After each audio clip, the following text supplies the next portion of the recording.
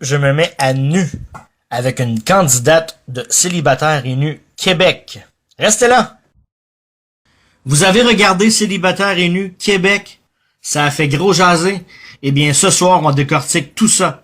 Et pour l'occasion, je m'entretiens avec Charlotte Poitras de l'émission de cette semaine. Salut Charlotte, comment ça va? Bien, toi? Très bien, merci d'avoir accepté mon invitation au Big Fat Show. C'est un grand plaisir de te recevoir. Ah, ben, ça me fait plaisir, moi aussi, de pouvoir m'exprimer différemment qu'à travers le X. Pour commencer, là, comment tu as eu l'idée d'aller sur l'émission? J'étais vraiment curieuse. Dans mes cours de télévision, on avait vraiment beaucoup parlé de la télé-réalité, puis j'étais curieuse de voir si c'était vraiment aussi scripté qu'on le pensait. Et justement, j'ai été surprise de voir que c'était très fidèle à la réalité. C'est bien sûr pas ma seule raison. Sinon, je suis pas allée là pour trouver l'amour, c'est sûr. Mais dans le but surtout de vivre une belle aventure, j'étais pas gênée. Alors, autant avoir un tout inclus gratuit à condition d'être nue. Justement, te mettre flambant nu à l'écran, est-ce que, en fait, te mettre devant toute l'équipe de production, les autres candidats, ton niveau de stress sur 10, c'était quoi à peu près? J'étais pas du tout stressée. C'est sûr que j'aurais pas fait ça avec une équipe en laquelle j'avais pas eu confiance. C'est sûr que j'aurais pas fait ça avec une équipe que je sentais pas qui était professionnelle. C'était des gens très respectueux. Les techniciens me regardaient toujours dans les yeux. Puis je veux dire, à un moment donné, on a tous déjà vu des personnes nues. Alors mon corps est très semblable aux autres. Puis on s'habitue très rapidement à être nu devant tout le monde, en fait. Effectivement. Bien, comment ça se passait, les auditions? Tu peux m'en parler un petit peu? Les auditions, tout d'abord, on posait notre candidature sur le site. Alors, on répondait à différentes questions pour qu'ils connaissent nos intentions, pour qu'ils connaissent notre personnalité, puis vraiment déceler un caractère là-dedans.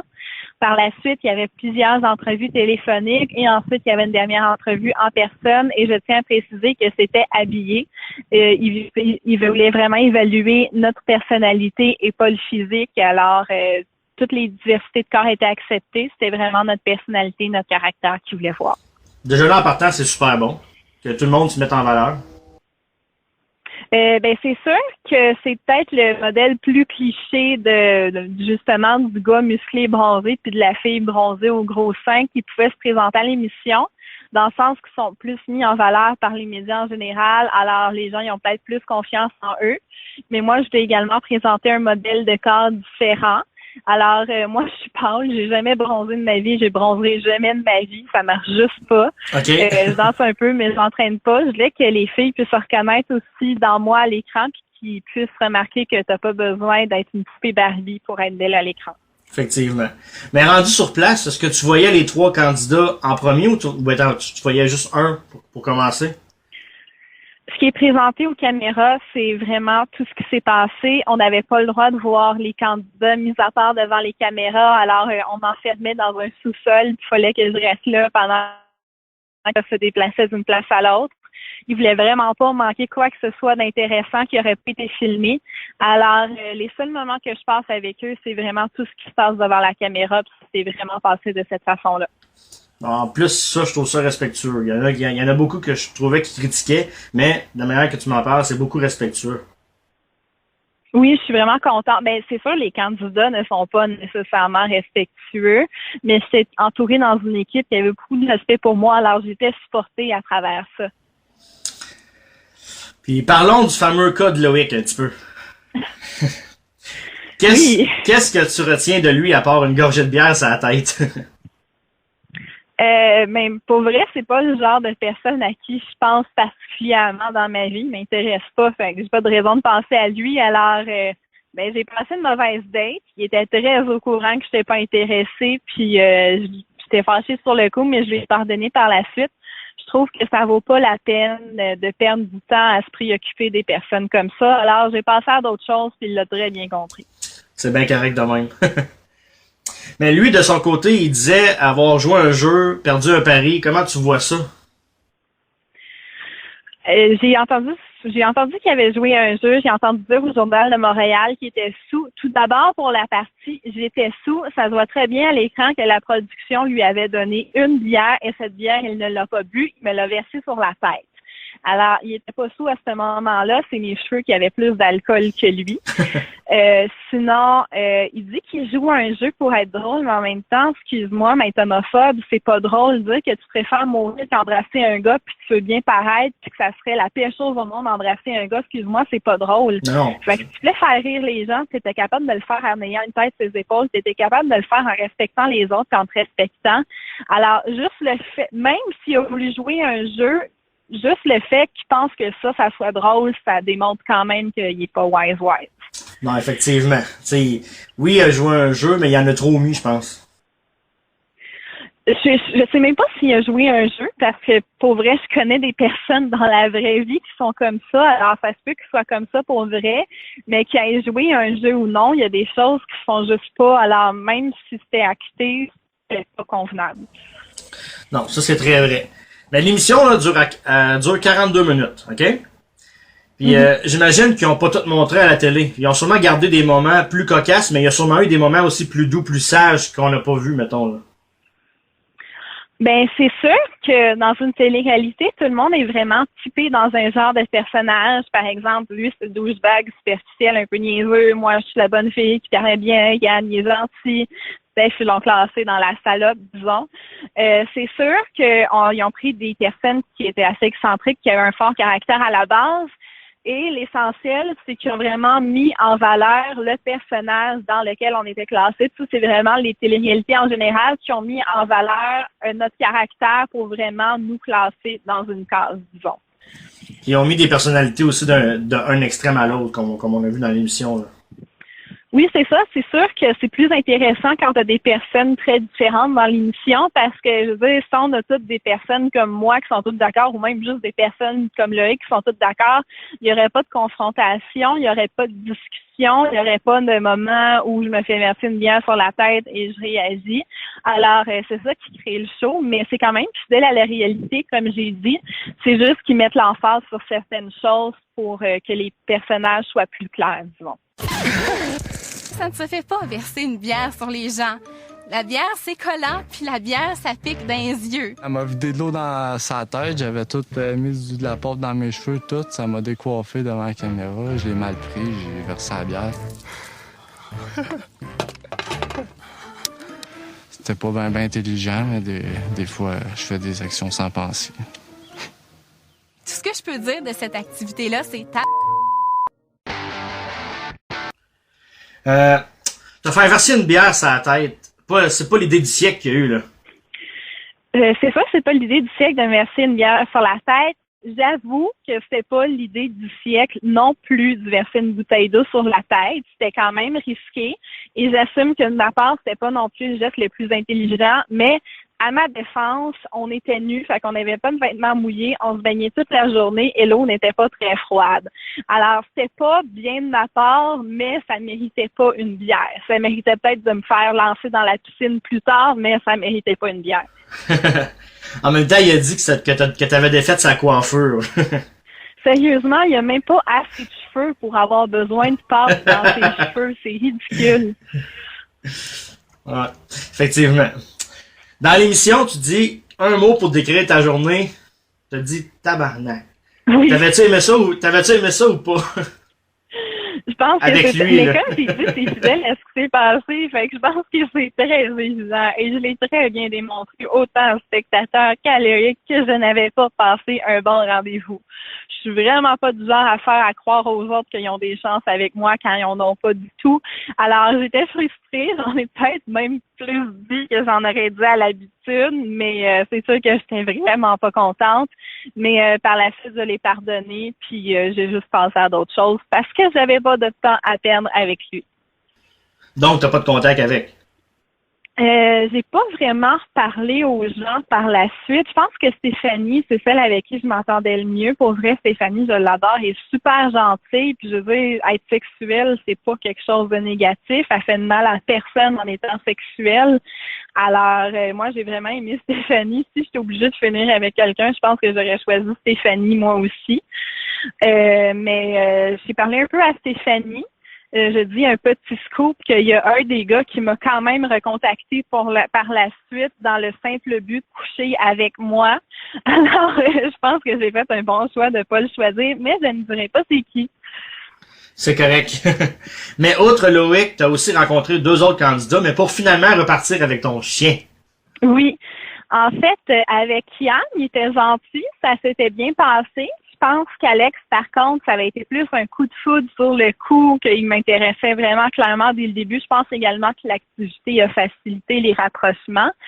Mais Yann, pour sa part, je trouve qu'il me démontrait pas d'intérêt. C'est toujours moi qui faisais les premiers pas, puis j'ai même dit clairement que genre si t'es intéressé par moi, fais-moi signe parce que genre c'est pas juste moi qui va travailler. Et il m'a pas démontré d'intérêt, alors j'ai pas plus de temps que ça à perdre et j'ai passé à d'autres choses.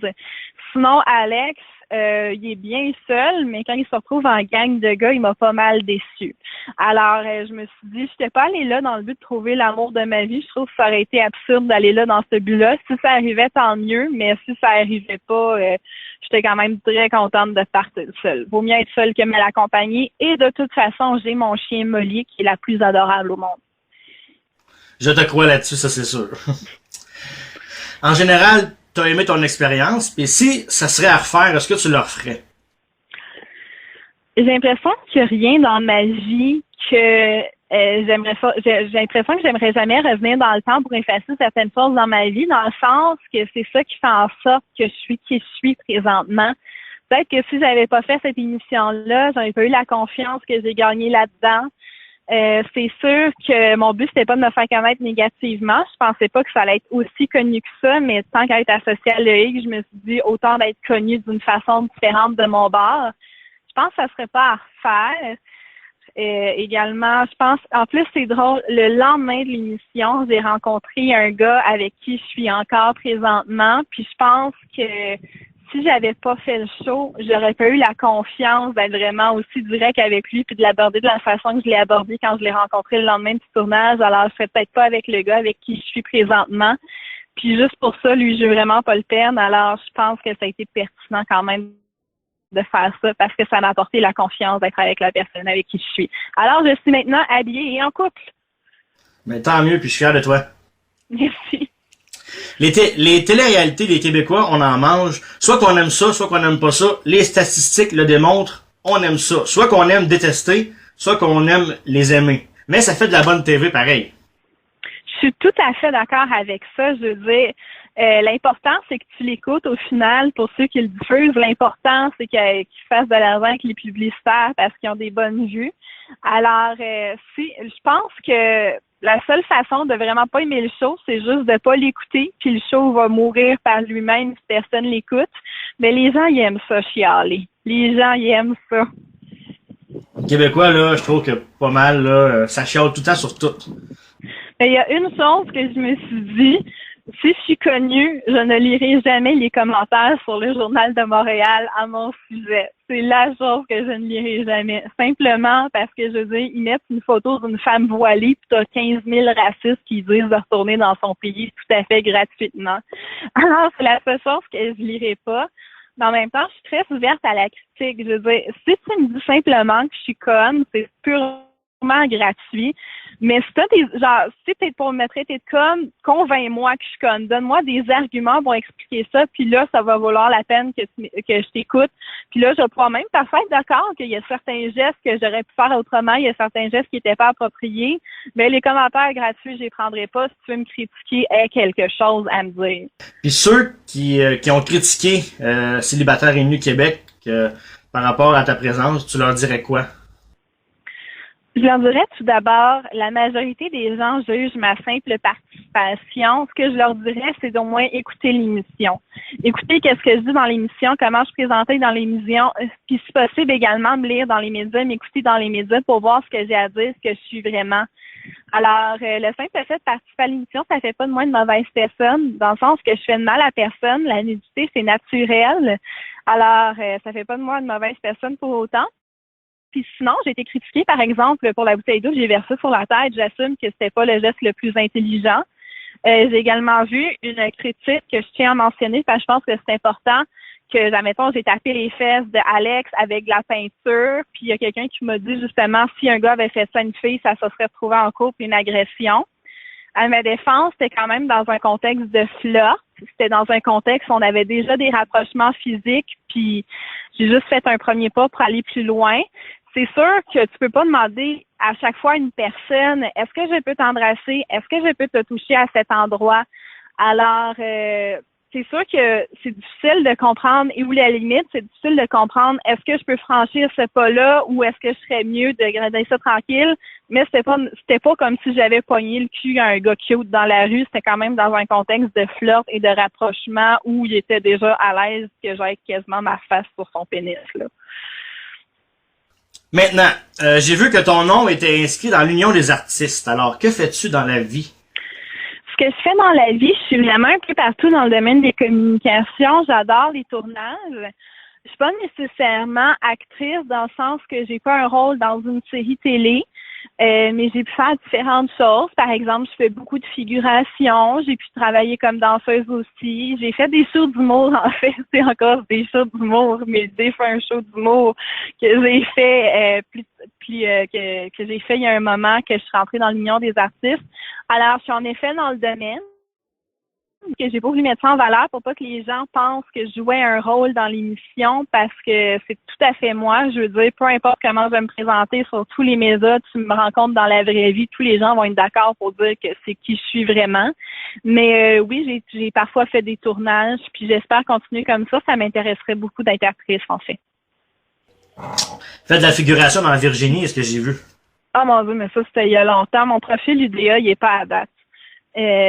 Puis en fait, l'UDA, j'ai juste mis les UDA parce que je travaille plus avec l'ACTRA. En fait, je suis dans l'ACTRA également.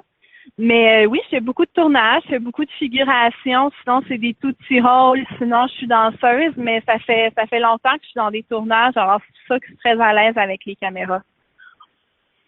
Alors, je te souhaite le plus grand des succès dans ton travail. Mais merci beaucoup. Charlotte Poitras, merci beaucoup de nous avoir parlé et éclairci sur l'aventure Célibataire et nu Québec. Ça fait plaisir, puis je suis contente d'avoir pu m'exprimer sur le sujet pour montrer aux gens qui je suis vraiment et que je suis plus qu'une personne nue. Maintenant, on s'en va à la musique et si tu avais une chanson à choisir pour partir en voyage, ce serait laquelle? J'écoute tellement de la musique bizarre. J'écoute la musique que personne n'écoute pour vrai. Ma chanson préférée, c'est El Tango de Roxane de Moulin Rouge.